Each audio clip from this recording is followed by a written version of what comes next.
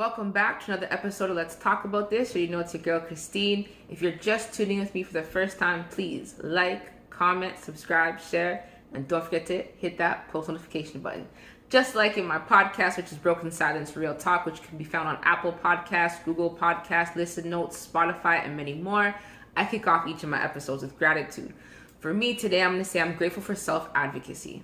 Especially with these times, COVID-19, the restrictions, the lockdowns, nobody can be around their loved ones or their friends. Being able to be like, you know what? I'm not okay and I need help. Or if somebody needs your help and you're like, you know what? I can't do that for you today because I just can't mentally do it. So being able to self-advocate for myself is what I'm truly grateful for. Because sometimes, we get shy, we get timid, and I'm not going to lie, I have what some people call the mother syndrome. I'm always there for everybody else, but when I shut down, nobody knows what to do. It's like, oh my God, Christine's down. What do we do? What do we do? So it's the fact that I'm able to be like, I'm slowly learning, learning baby steps, that I can't help everybody. I can't. As much as I try to, I can't. As you guys know, I'm a child and youth worker, also a youth consultant, and I can't save them all, and it hurts my heart. People say, yeah, you shouldn't take your job home with you, but it's so hard. When you're working with marginalized youth, it is so hard not to take our job home because they don't have the resources like we do, They don't have income. Some of them don't eat all day. They are wearing the same clothes. They don't even have basic necessity, which is love. I think everybody is entitled to love. Okay, that love, the caring, the nurturing, and especially being online now, it's so hard to do that through a screen. It is so hard to do that through a screen. Like, I have to amp up my entertainment, my excitement times 10 because I'm talking to my students through a screen when what we need is we need them to be back in person. And that's just the bottom line because a lot of them have taken 10 steps backwards. All the gains that we've made, but they've taken 10 steps backwards. So I'm just hoping that, new school year, we can be back in person. But I'm grateful for self-advocacy because I can tell you guys right now, for the last little while, I have not been okay. I have been taking on so much because I just wanted to just get everything done and make sure everybody was okay. And I forgot to check in with myself. And I had to remind myself the importance of my mental health and self-advocacy, and saying no is not a negative thing. It's a boundary, right? So the fact that I was able to do that, to be like, no, I can't take this on right now. I just need some time to myself. I'm grateful for that. In today's episode, I called it I Crowned Myself. As you guys can, sometimes people say your hair is your crown is your hair, whichever, or people say it, tomato. For me, I can say I crowned myself with a new beginning. As everybody's probably noticed, I locked my hair. I had it locked for about a year and a half now, going on 2 years. In January, it would be 2 years. And everyone's like, oh my God, Christine, you're going to lock your beautiful long hair. Da-da-da-da. But nobody knew what my locks meant to me. It meant redefining who I am as a woman, as a Black woman, as a mother who happens to be single.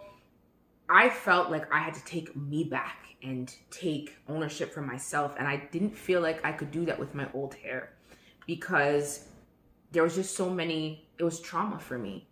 It was pain for me. It was one of the attributes that my uncle found beautiful in me, and while he continued to molest me.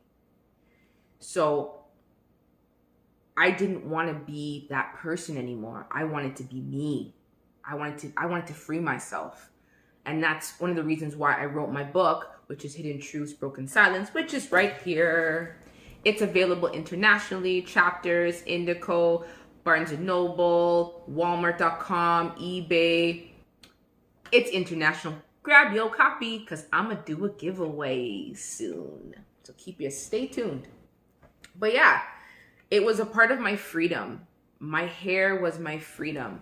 And I know that you guys, I've talked to you guys about the power of fear, and that fear is not real, but danger is. Danger is real, but fear is not. And just to kind of give you a backstory. I don't know if I shared this with you guys before, but I'll briefly share it with you guys again. I was afraid of the dark. I'm still afraid of the dark till this very day. I'm still afraid. And when I say that fear is not real but dangerous, I'm still trying. I was able to do it one night, but I haven't been able to do it ever since then. And I'm still trying to kind of get that regiment back in so that I can accomplish my goal again. But speaking of the goal, I'll tell you the story. So I was being molested, and a lot of the times it happened in the dark. So my fear was the dark, but the danger was my uncle. My uncle would majority of the time molest me in the dark. I remember hearing the garage door open because it was loud. And I remember sleeping in I was in a sleeping bag on the floor because I slept over at my cousin's house all the time. And I remember pretending to sleep, pretending to fall asleep, and pretending to fall asleep, and pretending to fall asleep, just so that he wouldn't come in the room and touch me. And it took me, I haven't slept in the dark in over 20 plus years. And I did it for the first time a couple months ago. It was the worst sleep that I could have possibly had, but I did it. And I wasn't able to do it again because I kind of confided in the wrong person, and I told him how proud I was of myself. And the response to me was, why would I be proud of a grown woman for sleeping in the dark? So that kind of retracted me back, like 1,000 steps. But now I'm getting back. I'm like, Christine, I have to remember who you are. I freed myself. When I wrote this book and my introduction is Dear Uncle, I had to remind myself that I freed myself. Me writing this book was my freedom. I was letting that pain go so I could start my new journey. And that's why, one of the reasons why I locked my hair, so that I could be in the natural, purest form of myself, so that I could grow, so I could laugh, so I could live, so I could love. And I just really wanted to share that story with you guys because I crowned myself. I crowned myself when I took back my life. I gave my life to abuse, to lies, to divorce, to domestic violence, to pain, to trauma, mental health, justice system, children's aid. I gave it all away. To toxic family members, I gave my life to them. They owned me because I wasn't able to free myself. The pain that I had endured as a child, I brought it to my adulthood. I brought it into me being a mom, the way I parent my children, the way I'm protective over my children. That is due to trauma. And the ability to be like, I don't need nobody and I don't need no man and da-da-da-da. That is a trauma response. That is because we haven't had those healthy relationships where we were able to build, to grow, to laugh, to love, to hold each other accountable, to be restorative, to be mindful, to be in peace. So to be able to free myself, that was what I was doing when I locked my hair. I know that a lot of people, they have different stories to why they lock their hair. And I know that sometimes a lot of people are, they want to know, why'd you lock your hair? Why'd you do that for?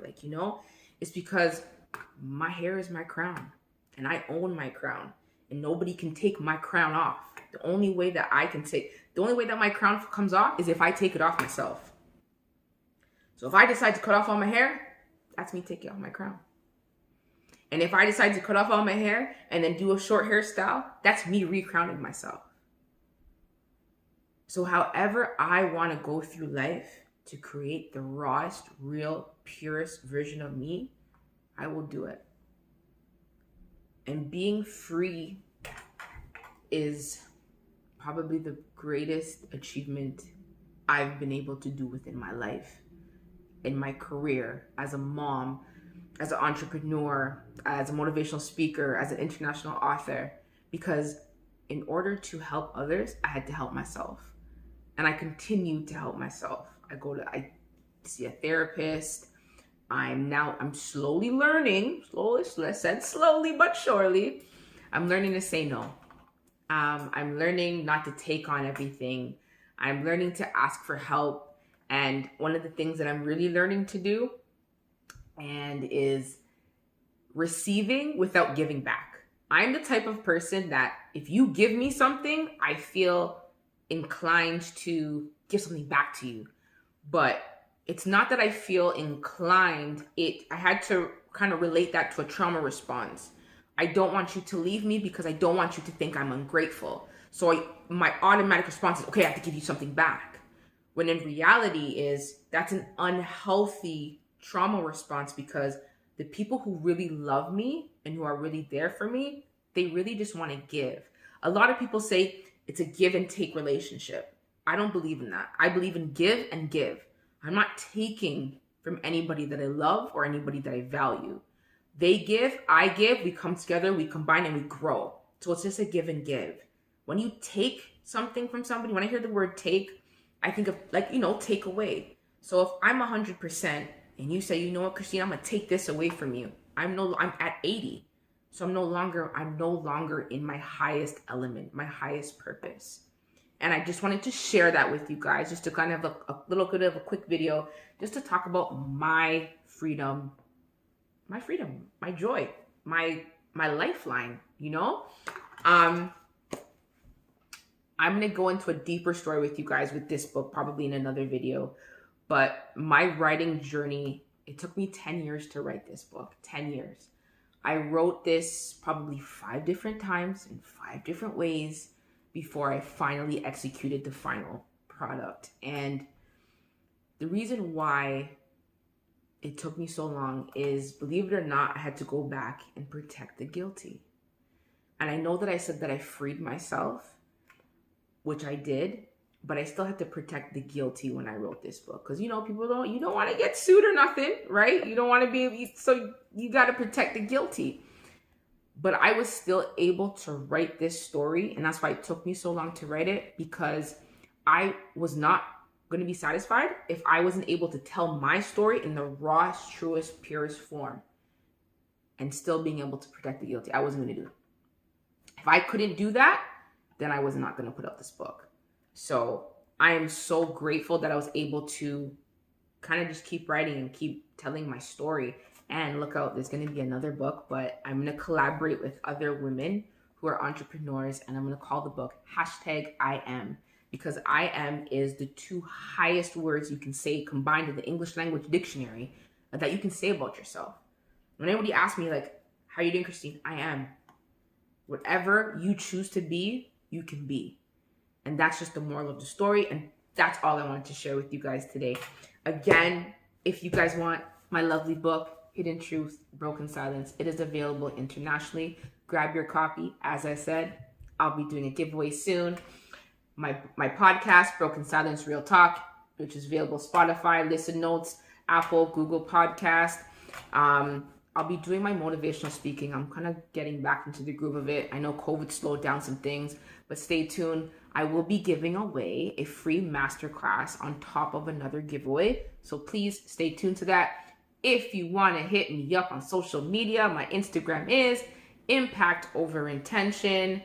Or if you want my Facebook, Broken Silence. Or if I told you, hit me up on my podcast, Broken Silence Real Talk. And you already know, this was an episode of Let's Talk About This. You know, it's your girl, Christine.